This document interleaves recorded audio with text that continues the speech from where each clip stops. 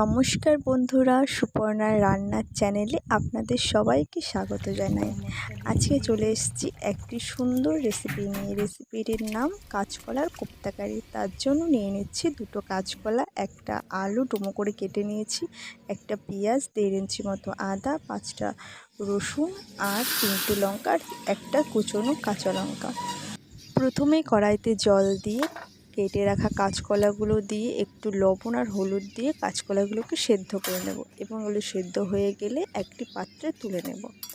আপনারা চাইলে খোসা শুদ্ধ সেদ্ধ করতে পারেন, বাট আমি খোসাগুলো ছাড়িয়ে কেটে সেদ্ধ করে নিচ্ছি। ভালো করে সেদ্ধ হয়ে গেছে। এবার এগুলো একটি পাত্রে তুলে নিয়ে একটা কাঁটা চামচের সাহায্যে কাঁচকলাগুলো একটু ম্যাশ করে নেব। এগুলো খুব ভালোভাবে ম্যাশ করতে হবে, কারণ তাছাড়া কোপ্তাগুলোর ভেতরে গুটি গুটি থেকে যাবে। কাঁচকলাগুলো দেখুন ভালো করে আমার ম্যাশ করা হয়ে গেছে। এরপর এর মধ্যে দিয়ে দেব কুচনো পেঁয়াজ, কুচনো কাঁচা লঙ্কা আর আমি 1 টেবিল চামচ মতো ময়দা দিয়েছি। আপনারা চাইলে বেসন দিয়েও করতে পারেন। আমি ফার্স্ট টাইম ময়দা দিয়ে করলাম, কিন্তু সত্যি বলছি খেতে খুব সুন্দর হয়েছিল। আর দিয়েছি অল্প মতো লবণ আর দিয়েছি খাবার সোডা দিয়ে ভালো করে মাখিয়ে নিয়েছিলাম। আমি হলুদ গুঁড়ো দিতে প্রথমে ভুলে গেছিলাম, পরে হলুদ গুঁড়ো দিয়েছি, কিন্তু ক্লিপটা নেওয়া হয়নি। এবার কড়াইতে সাদা তেল দিয়ে তেলটা গরম হতে দেব। তেলটা গরম হয়ে গেলে কোপ্তাগুলো তেলের মধ্যে দিয়ে দেবো। দেখুন দুটো কলাতে কিন্তু আমার অনেকগুলো প্রায় কোপ্তা হয়ে গেছে।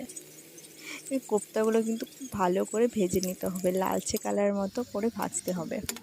এই কোপ্তাগুলো ভাজতে ভাজতে আমি কোপ্তার জন্য মশলাটা তৈরি করে নেব। মশলা তৈরির জন্য নিয়ে টমেটো কুচি আর 3টে কাঁচা লঙ্কা, 5 কোয়া রসুন, 1.5 ইঞ্চি আদা ভালো করে পেস্ট করে নেব।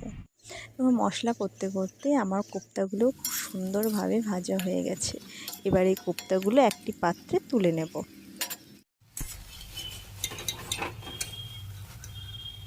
তেল কম করে নিয়ে আলুগুলোও ভেজে নেব।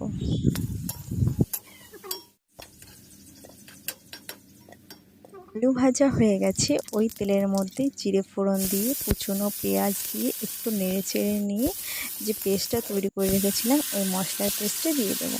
তারপর এর মধ্যে স্বাদ মতো লবণ আর হলুদ, কাশ্মীরি লঙ্কার গুঁড়ো, জিরে গুঁড়ো দিয়ে মশলাটা খুব ভালো করে কষে নেব। দেখুন মশলাটা খুব সুন্দর কষে এসেছে। এরপর আলুগুলো দিয়ে একটু নেড়ে চেড়ে নিয়ে জল দিয়ে দেবো।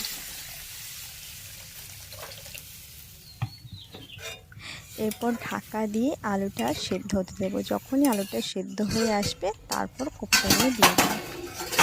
দেখুন খুব সুন্দর আলুগুলো সেদ্ধ হয়ে গেছে। এরপর আমি ভেজে রাখা কোপ্তাগুলো দিয়ে দেব। কোপ্তাগুলো দিয়ে 5 মিনিট মতো আর একবার ঢেকে দেব।